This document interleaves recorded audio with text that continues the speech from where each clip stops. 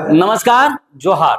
मेरा नाम चितरंजन कुमार है और आप देख रहे हैं द भारत मित्र। झारखंड के इतिहास में अब तक का सबसे बड़ी राशि केंद्र सरकार से ग्रामीण विकास विभाग को मिली है। लगभग 2254 करोड़ रुपए केंद्र सरकार से मिली है और ये राशि 15वें वित्त आयोग के तहत मिली है।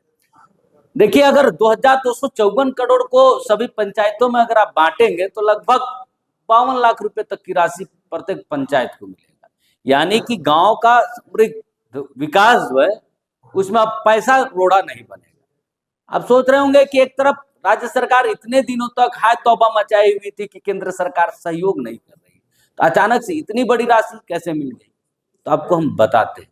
क्योंकि केंद्र सरकार से पैसा लेने के लिए, सहयोग लेने के लिए राज्य सरकार को यूटिलाइजेशन सर्टिफिकेट जमा करना पड़ता है, साथ ही साथ मांग पत्र भी जारी करना पड़ता है कि उन्होंने जो पिछली जो राशि मिली थी उसको पूरा खर्च कर लिया, किस विभाग में किस काम पर कितना राशि खर्च किया उस काम के लिए, और उनको कितनी राशि चाहिए, पूरा रोड मैप देना पड़ता है। बाकी जो काम किए तो उसका पूरा सर्टिफिकेट, यूटिलाइजेशन सर्टिफिकेट जमा करना पड़ता है, तब जाकर केंद्र सरकार राज्यों को पैसा देती है। सिर्फ झारखंड के साथ नहीं है, सभी राज्यों के साथ यही सिस्टम है।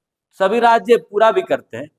एक साल तक, यानी दीपिका पांडे सिंह जब ग्रामीण विकास विभाग की मंत्री बनी तो उन्होंने सारे जो लूप फॉल्स थे उसको पूरा फुलफिल किया, और पूरा फुलफिल करने के बाद केंद्रीय मंत्री जो कृषि विभाग के, जो ग्रामीण विकास विभाग के जो मंत्री, उनसे मुलाकात करके राज्य के लिए सहयोग मांगा और सहयोग मिला भी। लेकिन उससे संबंधित दीपिका पांडे सिंह का विभागीय मंत्री का बयान है, जो राशि मिली है वो आप सुन ले। आप लोग भी जानते हैं कि बहुत जद्दोजहद के बाद राज्य सरकार को, हमारे विभाग को यह राशि मिली है। पूरे एक साल सभी क्राइटेरिया को पूरा करने के बाद भी कई सारी बैठकें विभाग के पदाधिकारियों ने केंद्र सरकार के साथ किया। मंत्री संबंधित विभाग के हम लोगों ने कई बार जाकर के उनसे आग्रह करने के बाद ये राशि राज्य को मिला है। लेकिन हमें तसल्ली है कि न सिर्फ 15वें वित्त बल्कि इस साल हम लोगों ने राज्य सरकार के भी स्टेट फाइनेंस कमीशन के रिकमेंडेशन के अनुरूप पंचायतों को पैसा देने का काम किया है। और इससे ज़रूर जो गांव की आधारभूत संरचना है, पीने के पानी को लेकर के जो परेशानियां हैं, साथ ही स्वच्छता को लेकर के जो कंसर्न्स हैं, उसको पंचायती राज के जो प्रतिनिधि हैं उसका समाधान कर पाएंगे। इसके अलावा राज्य सरकार के फोकस में ऐसे भी ग्रामीण इलाके हैं, अबू आवास जैसी स्कीम हो, मैया सम्मान जैसी स्कीम्स हो, और हमारे विभाग के द्वारा मनरेगा की जो योजना गांव की अर्थव्यवस्था को मजबूत करने के लिए चलाया जा रहा है, उस पर भी विभाग ने बहुत काम किए हैं। आज महिलाओं के 52% जॉब कार्ड बन रहे हैं और ये एक प्रकार से रिकॉर्ड है। जो हमारे स्वयं सहायता समूह की महिलाएं हैं, आज सिर्फ अपने आर्थिक स्वावलंबन के लिए नहीं बल्कि स्वरोजगार से उठकर उद्यमिता की तरफ बढ़ चुकी हैं, जहां वो अपने साथ अन्य महिलाओं को भी रोजगार के, नौकरी के अवसर दे रहे हैं और एक सशक्त गांव को बनाने, एक सशक्त समाज बनाने में अपना योगदान कर रहे हैं। तो इस पूरे जद्दोजहद में विभाग के पदाधिकारियों ने भी बहुत मेहनत की है। मैं उन लोगों को भी इसके लिए बधाई देना चाहूँगी और यह उम्मीद करूँगी कि इतने जद्दोजहद के बाद जब यह पैसा पंचायतों में पहुँचा है तो हमारे जो पंचायत के त्रिस्तरीय पंचायत के प्रतिनिधि हैं, मुखिया हों, पंचायत समिति हों या जिला परिषद हैं, वो गाँव के विकास के लिए और विवेकपूर्ण तरीके से इस राशि का उपयोग करेंगे। तो आपने सुना, इन्होंने भी कहा कि जो राशि है उसके लिए एक साल तक मेहनत करना पड़ा और जो पूरा जो सिस्टम फुलफिल करना था उसको, उस पूरे सिस्टम को फुलफिल करने के बाद लगातार दिल्ली जो केंद्रीय मंत्री है उनसे लगातार वार्ता होती रही। उसके बाद काफी मकसद के बाद वो राशि मिली है और ये राशि अब तक के झारखंड के इतिहास में सबसे बड़ी राशि। वहीं इस पर जब सवाल पूछा गया कि आप लोग पैसा नहीं देते थे, तो इस पर विपक्ष ने भी अपनी प्रतिक्रिया दी।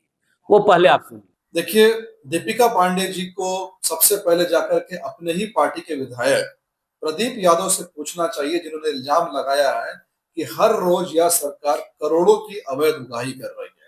यानी प्रदीप यादव के खुद के बयान से यह साबित होता है कि वर्तमान में हेमंत सोरेन सरकार का पूरा फोकस केवल एक ही चीज पर है, वह है अवैध धंधा और उससे होने वाले अवैध राजस्व। पिछले 6 साल में झारखंड सरकार में एक भी ऐसा काम नहीं हुआ है जो हम कह सके कि इससे additional source of revenue generate हो रहा है। यानी कि आपको काम करना नहीं है, फाइनेंशियल मिसमैनेजमेंट करना है और उसके बाद तमाम ठिकरा केंद्र सरकार पर फोड़ देना है। जहां तक केंद्र सरकार से पैसे आने की बात है, अगर आप आंकड़े देखेंगे तो यूपीए सरकार के कंपैरिजन में मोदी सरकार ने झारखंड को 3 गुना से ज्यादा दिया है। और जब भी आप अपने अकाउंटिंग प्रोसीजर को दुरुस्त करते हैं, अकाउंट्स का जो पूरा प्रोसेस है, लेखा जोखा है, उसको सही तरीके से करते हैं, तो तत्काल आपको पैसे मिल जाते हैं।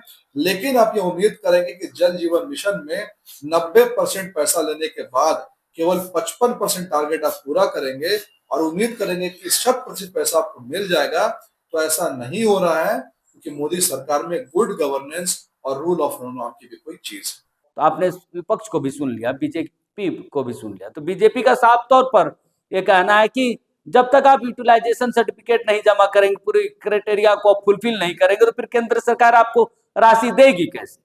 पेयजल विभाग का उदाहरण लीजिए, केंद्र सरकार से 90% आपको राशि मिल गई, लेकिन खर्च आपने काम कितना किया। काम 90% काम का पैसा आप उठा चुके हैं, लेकिन काम धरातल पर कहीं 10%, कहीं 50%, कहीं 80% हुआ है।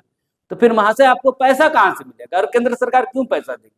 करप्शन करने, घोटाला करने के लिए तो नहीं देगा।